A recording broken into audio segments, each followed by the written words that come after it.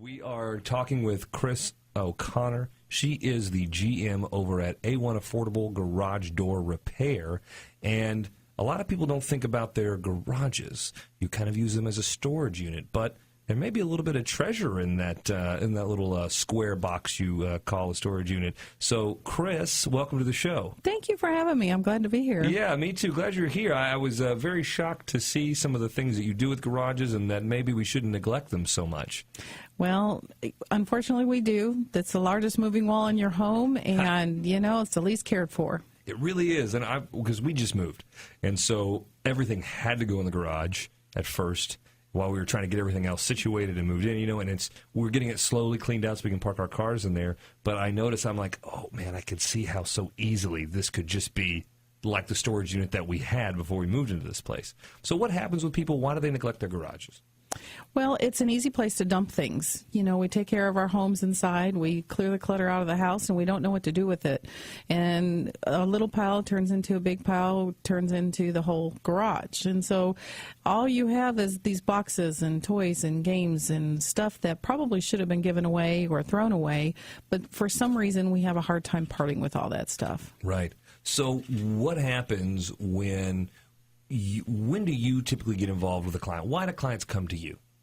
Well, they come to us because their garage door breaks at a most inopportune time. It's either when they're running out of the house late to work, or kids sick, got to get to the doctor. Some reason, that it falls apart. I can't ever imagine a good time for your garage door to break. Well, I don't think there is a good time. I don't think there is. But it doesn't happen Monday through Friday, 8 to 5. Right. That's true. So then you get in, you out there, and you guys fix it. Right. So what would you say is a good reason? I mean, I can't imagine why I would ever check my garage door. What's a good reason for someone to go proactively, check to see if their garage door is really in tip-top shape? Well, you got to understand there's a motor there, okay? You drive a car every day, right? And if you don't change the oil or have it tuned up or checked out on an annual basis or regular basis, what's going to happen? Eventually, it's going to start falling apart, and it's going to cost a lot of money. So we highly recommend that a professional come out and take a look at your door annually just to make sure that everything's running smoothly. Hinges aren't ripped or broken. Bolts are nice and tight. Rollers are rolling the way they're supposed to. It's really important to have your largest moving wall in your home operating at an optimum level. Well, I gotta say, that makes a little bit of sense. So is there, for those of us that are like really annually, another annual expense, are there some things that I can do first to check on my garage door, on my own, to see if I really want to take that extra step? Absolutely. And we always recommend that you do. One of the things that you can do is if you pull your emergency release cord and lift your door halfway up, so you've got 2 panels above the header and 2 below, and you release your hand, if that door starts to roll, then the torsion springs, the big coil that's above your garage door, needs to be adjusted. So that red rope thing, you mean I lift my garage door up, I pull the red rope, if it starts to go down, that's a sign of? The springs are weak, and they need to be tightened. If you don't do that, then you're going to put a lot of undue wear and tear on your opener. And then it's going to fall apart at the most inopportune time. Right. Or it fall apart at any point. I've got to spend money. Right. And so you're saying if I notice that, yes. If I notice that I may want to mark that off and say maybe I need to call someone out here to do something with this. Yes. Okay. So are there any other kind of signs? Yes. The other signs are when you start hearing a lot of squealing or screeching. Sometimes the rollers are bad, and instead of rolling, they screech up the tracks. So sometimes the rollers need to be replaced as well. You can't just oil those suckers? You can, but eventually, like the plastic ones or the 7-ball bearing rollers, they wear out very quickly. Okay, that's true. So then, all right, the cost of, what is a service call? Is that a home warranty coverage thing? Well, there are home warranties. I'm not real familiar with the home warranty companies because we don't work with them. But we don't charge to have anybody go out there to take a look at your door. And our service techs will actually give the homeowner an education about their door. They'll walk them through what's going on, what the problems are, what needs to be repaired, replaced, whatever the situation may be. The homeowner at that time has the choice to say, okay, let's fix it, or no, thank you, I appreciate you coming out, and you can send him on his way. Got it. Well, that's good. I like that. So I like free. So then if they do say, let's say it's like a spring tightening situation, it's just something simple like that? Yeah. I mean, what is that? Is that like an expensive cost, like a couple $100 or No, is it's less than that. Actually, if we do a basic tune-up, we charge $89. That's good. If we do a tune-up with a spring adjustment, we charge $129. Okay, that's good. So I have no idea the cost of these things. So like a motor, like just a standard, I'm not saying your motors, I don't even know, so let's say a standard motor in a garage, a normal 2-car garage on a, $200,000 to $400,000 home. So a medium price point. Right. How much does a garage door motors and spring stuff cost if I had to replace it? Well, motors, we're a LiftMaster dealer. We're an authorized LiftMaster dealer. Okay. So it depends on what you want. Chain drive, screw drive, belt drive, but they start at... All these options. I know. There's a lot of options today. So they start anywhere from $387 and they go up to $750. Okay, so $500, $600. Right. So in other words, let's say I'm going to live in this home. Most people live in their home average of actually about 3 to 5 years if you're a first-time home buyer, 7 to 9 otherwise. Everyone does something with their home, moves in about 9 years according to the National Association of Realtors. So let's say, and I'm trying to think about this, I'm in the home about 5 years or so, and I try to pull in the thing, I see the garage door fall a little bit, maybe the wheels are a little squeaky. I can tune up for $129.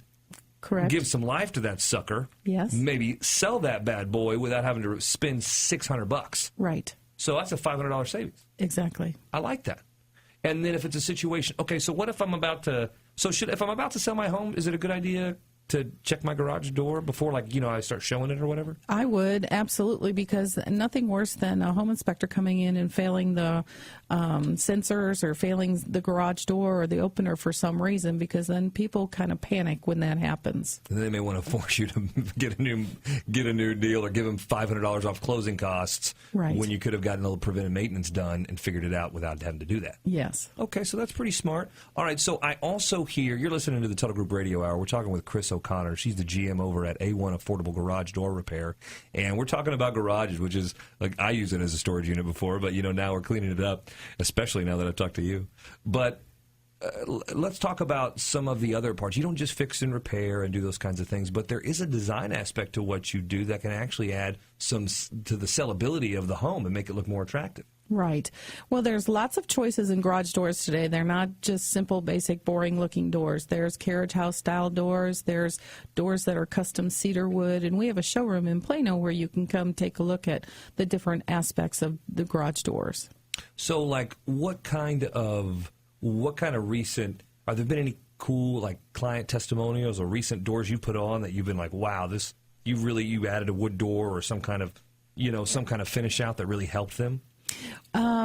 Recently, no, but actually today we just placed an order for a relatively new door. We have a relatively new door that looks like wood, but it's actually steel, and it's called the Steel Wood Collection.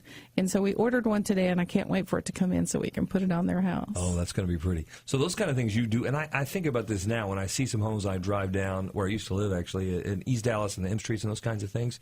There's a lot of those wood doors, just pretty looking doors, and it's definitely a lot better than the old style doors, especially if you have I would imagine a front facing driveway. Oh, absolutely. And that's where you probably see more of that. Yes. Okay, so there's some options. So let me do some takeaways here. So you got, Kris, correct me if I'm wrong. So one, on your own, if you want to test your garage door to see if you would like to maybe get some service, you would want to lift the garage door up and pull the string, basically, pull the handle.